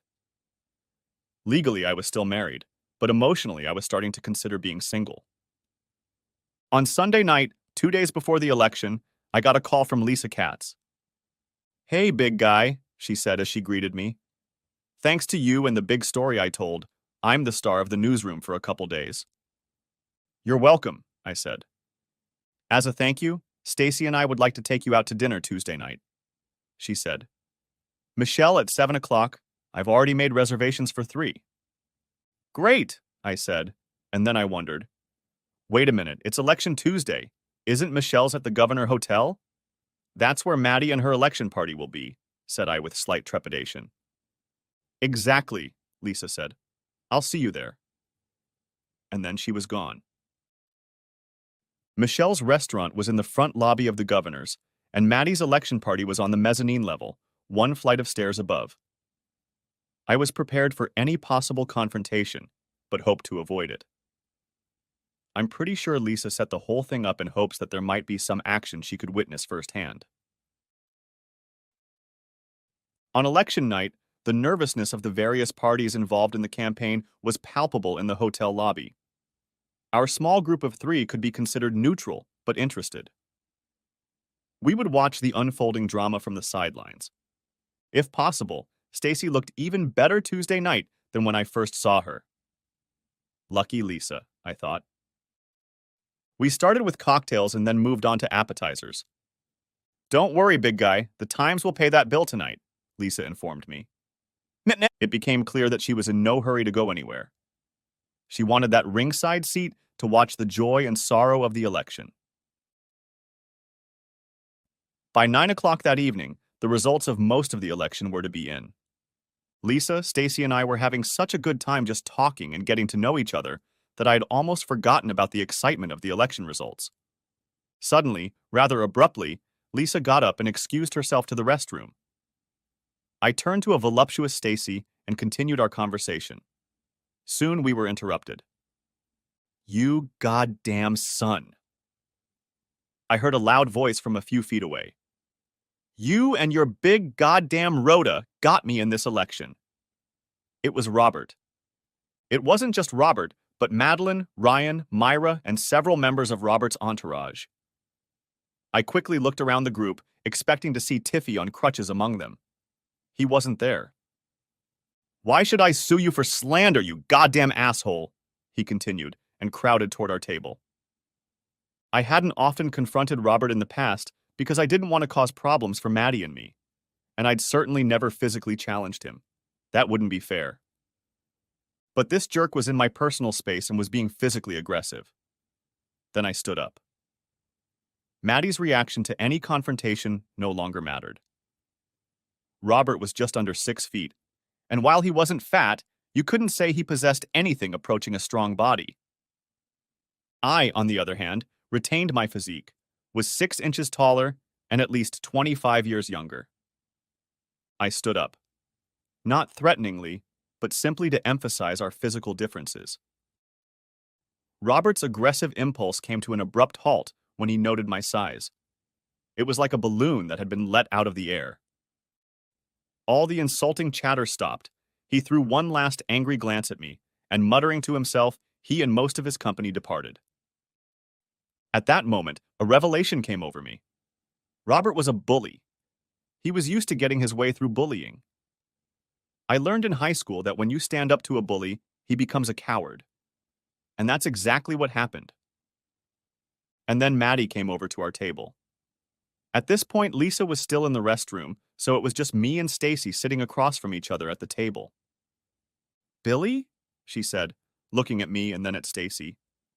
It was out of the question for her not to notice the large cleavage Stacy was showing off. She took another look back and forth, and then silent tears started streaming down her cheeks. My instinct told me to go over to her, comfort her, and explain that Stacy wasn't my date. But as soon as I thought about it, the image of Tiffy flashed through my mind. I didn't make a single move to comfort her. Just as she followed the rest of her group outside, Lisa appeared. I looked at her and realized from the smile on her face that she had faked her absence just as Robert, Maddie, and the rest of the crowd were descending the stairs to the mezzanine. I can't say for sure, but it seemed to me that she wanted it to look like the voluptuous Stacy and I were taking a walk alone and alone. North Gustafson got 61% of the vote, she told me. Wow, I thought. The Times article had done a lot of damage to Maddie's image. Part of me was saddened, but a much larger part of me was glad that all of Robert's dreams of being city attorney and then mayor were shattered. He sacrificed Maddie and my marriage to satisfy his own desire for power, and Maddie went along with it. Unforgivable. I drove home again with a mixture of emotions: sadness, anger, satisfaction, and confusion at how my life had changed. Shortly after arriving home, I got a text from Ryan. My dad is freaking out. Be careful, he has a handheld machine gun. For some reason, he sees you as the bad guy. Be careful. I double-checked and locked all the doors. I made a note to look for home security systems. On Wednesday, another text came in from Ryan. Hi, my sister keeps saying she needs to talk to you. Just a heads up. And then a text from Maddie. Billy, I really need to talk to you. Just us. Can I come over tonight? Please? Don't make me beg. I don't think she still knows how much her betrayal hurt me. I thought about all our plans and dreams, about bringing our family together in our home in Madison Park, watching our future children grow up, sharing the joy of parenthood with them. All of that future was ruined because of her ambition and her father's ambition. And Tiffy. I wondered how it all started. Her affair with Tiffy, how long it lasted, and how she thought it would work out. I decided to meet with her. I had a lot of questions that needed answers. I texted Maddie back and said 7:30 tonight at my house, and left it at that. I then made 2 more phone calls, the last one to my attorney Landon Kirsch. Almost immediately, I got a text from Maddie. Thanks, Billy. I love you. I didn't respond. I had a few things to do that day to get ready for tonight. By late afternoon, all the preparations were finished. My emotions jumped from sadness to anger, but in the end, I was overwhelmed with curiosity as to how things had gotten to the point where she was entertaining Tiffy in my bed. At 7:30, the doorbell rang. Madeline had definitely taken the time to clean herself up, and she had succeeded. But there was a shadow of sadness in her makeup and natural beauty that she couldn't hide.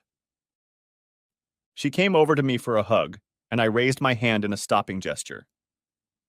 Maddie, we have a lot to talk about. I have a lot of questions, said I. She nodded obediently, and we walked to the living room. I sat down in the only chair, and Maddie settled on the couch. She looked at me expectantly. Okay, let's start with you telling me how it all started with Tiffy, I said in an even voice. Billy, it's over. None of that stuff matters. We have to work on our relationship. I don't care if I ever see Brandon again. He means nothing to me. Stop! I shouted at her. Just a few days ago you were upstairs. And I looked up at the ceiling. Having fun with him. Don't you dare tell me that doesn't mean anything. Okay, Billy, I'm sorry. I'll tell you anything you want to know, she replied, with tears starting to flow. Calming down again, I asked her to start from the beginning. It seems that, as I had suspected, Robert had arranged Tiffy's transfer to Seattle from Washington. Tiffy had a brash charisma that Robert seemed to buy into. Robert was constantly pushing Tiffy and Maddie toward each other.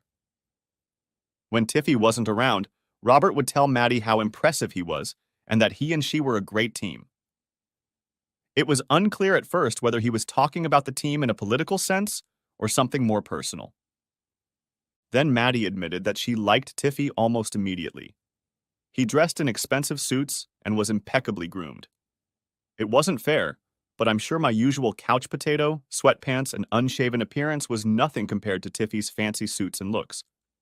And then they were often alone in the campaign's private office.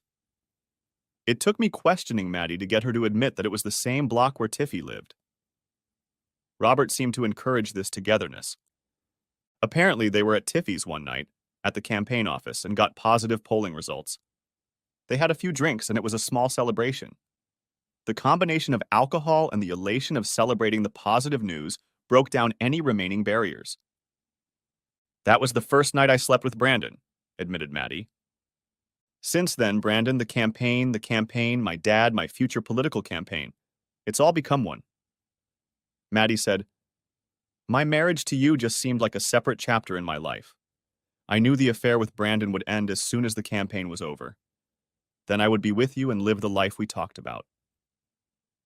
She told me this amidst new waves of tears. She looked at me and started to get up to walk over to me. Wait a minute, I said. her sadness not affecting me. How is it that you and Tiffy ended up in my house and in my bed? Brandon always wanted to spend the night with me. When I found out you were going out of town, it was supposed to be our last night together. Brandon insisted on having it at our house. I don't know why. I knew why. He wanted to have the ultimate victory over me, to take my woman in my house and in my bed. Too bad he broke his neck falling down the stairs and not just his leg. Billy, you know the rest, she said, looking at me pleadingly. The most important thing right now is that we have a clear path forward, she added, looking at me hopefully. I glanced at my watch. About 2 more minutes. I stood up. I'll be right back, I told her, lingering. A moment later, the doorbell rang. Madeline, would you mind answering it? I called out from the kitchen. Muffled voices and a thin cry were heard from the entryway. I walked in and saw Maddie standing in the doorway, stunned. She knew from her legal career what the process of being served was like. She stood like a wooden person with a 9x12 envelope in her hand. Why? She asked, still not quite understanding the extent of my anger. You just asked me to give you a clear plan of how to proceed, I said, using her words and nodding at the envelope. That's as clear as I can get, I told her in all seriousness. At that moment, the doorbell rang again. Come in, I shouted. The door opened and Maddie, still stunned, saw Stacy Bennedy walk into my house, walk right up to me and kiss me. I'm going to go get a glass of wine before we go out, Stacy said, completely ignoring Maddie, but at the same time showing her awareness of where the kitchen was and where the wine was kept. Maddie stood with her mouth open and an envelope in her hands, shocked, watching my interaction with Stacy. Stacy, Lisa, and I had rehearsed this whole farce this afternoon. I called Lisa and reminded her of the favor she owed me. Then I explained what was on my mind. Lisa even suggested a kiss. But keep your mouth shut, big guy, she told me with a half-serious tone in her voice. Madeline was doubly stunned, first by the divorce and now by the arrival of a new woman in my life, or so it seemed to her. I wanted her to have some insight into the agony of betrayal I'd been through. I walked over to Maddie and, gently but firmly placing my hand on her back, led her to the door. Billy, why? She asked, stunned by this turn of events. Maddie, I just stopped trusting you, I said. Good luck with your future, I said, and quietly closed the door. Even through the closed, massive door, I could hear her sobbing outside on the walkway in front of the house. I still cared about her, and I still had strong feelings for Maddie, but no matter how hard I worked at it, there was no way I could live my life with her without trusting her. Next chapter. Monday morning was my first day on the job at Global. I was nervous, but not really nervous. You could say I was a little worried, but nothing more than that. I was in my new office and Elliot was talking to my new team. In all the time Madeline and I had been together, I had never been in those offices. Of course, her father had never invited me. Elliot and I met over the weekend. It was interesting to hear from him that Global wanted me to work in their ISC office in downtown Seattle, the same office where Robert and Ryan worked, and of course Tiffy. I told the whole story of my marriage, my quest for political office, Madeline's betrayal, her father's involvement, and of course Tiffy. Elliot asked me if I could work at ISC. I said yes, but I couldn't work with Tiffy. Don't worry, Elliot sighed, has been relieved of his duties. In fact, we're looking for Mr. Tiffy right now. His client accounts are quite irregular. Apparently, he left his hospital bed over the weekend and checked out. The FBI uses the term embezzlement. Don't worry, we'll find him, assured me Elliot.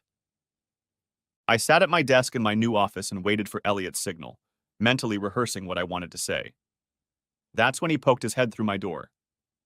Showtime, he said, and led me into a conference room. There were 8 people in the conference room. The windows on the west side of the room overlooked downtown Seattle. There was an oblong smoked glass table with all 8 people sitting around it. Entering the room following Elliot, the soft hum of conversation ceased. There was silence for a moment, and then I was suddenly recognized. Robert and Ryan, at least. What the hell is he doing here? Began Robert, Get that son of a bitch out of here. A quick, stern look from Elliot Boucher interrupted Robert's surprised comments. Everyone, Elliot addressed the group, meet our new sales manager, Billy Damon. Global recently acquired Billy's real estate company, and Billy has agreed to become our real estate investment manager. Elliot continued. As we move forward in today's financial world of unprecedented opportunity, we know that a significant part of our strategy will be focused on increasing the value of real estate. Billy's experience will help us navigate the world of real estate and capital.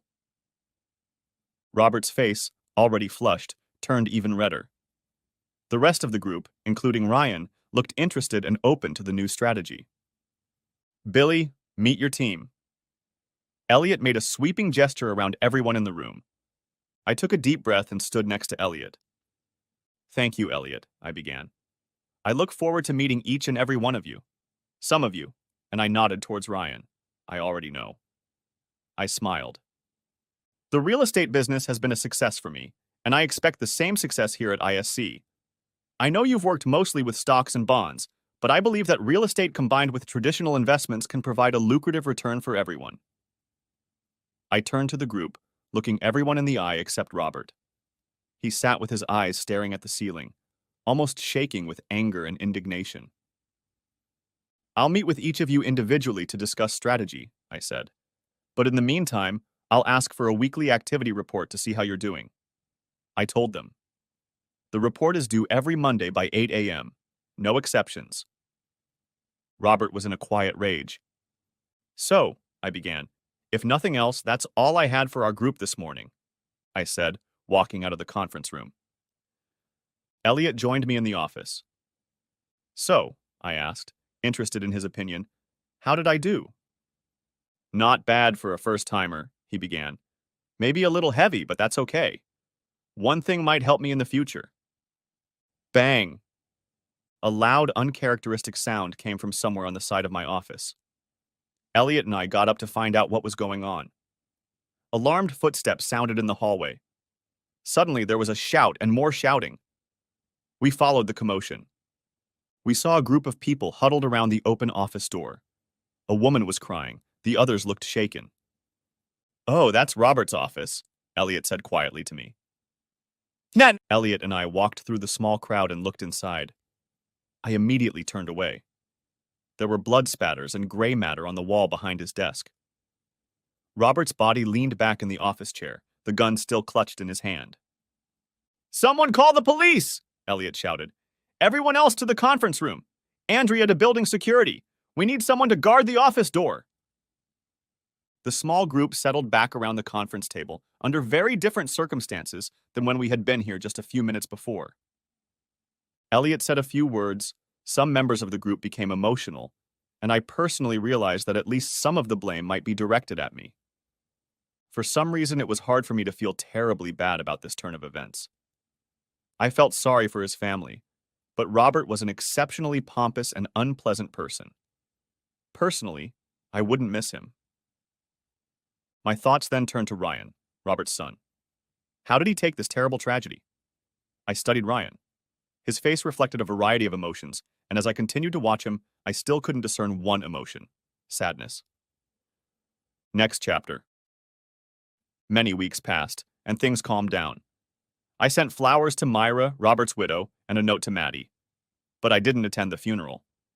My note to Maddie triggered a new flurry of "we need to talk" messages, but I ignored them all. It was over, as painful as it was. Professionally, I was doing well and enjoying corporate life. And as Landon had informed me a few months ago, I was rich. But I was also bored.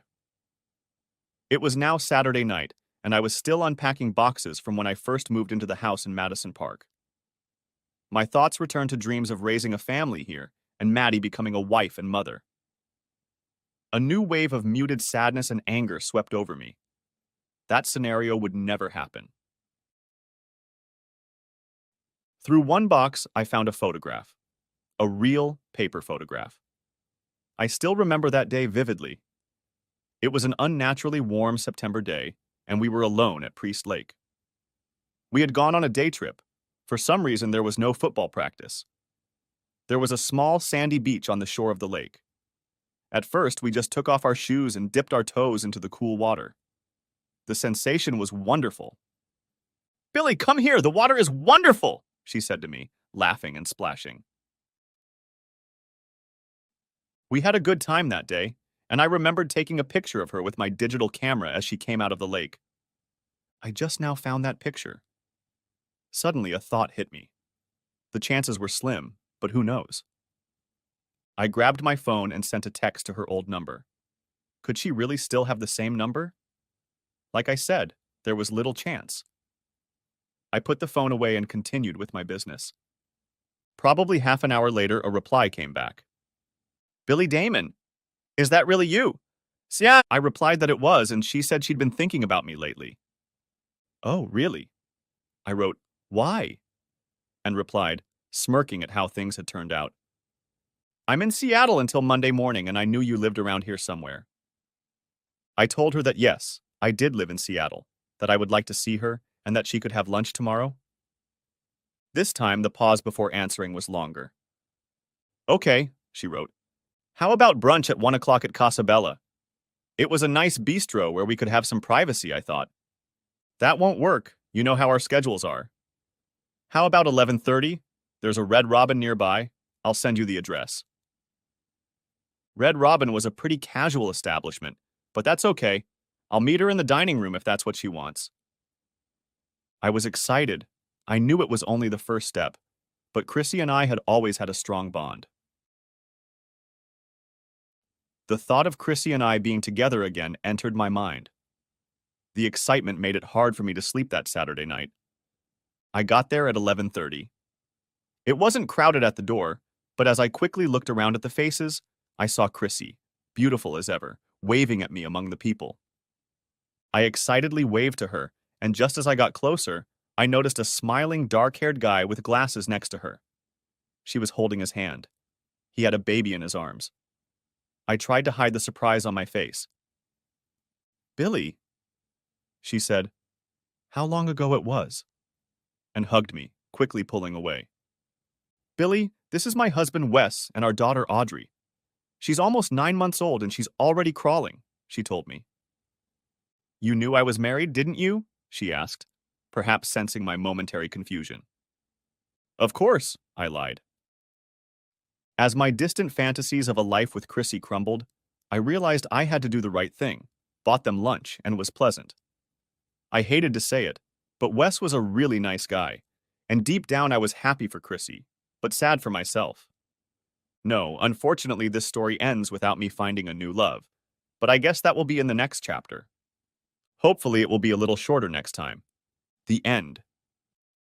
If you haven't watched the first part of this video, the link will be in the description. Thanks for watching, I hope you enjoyed it, so subscribe to my channel and watch the next video.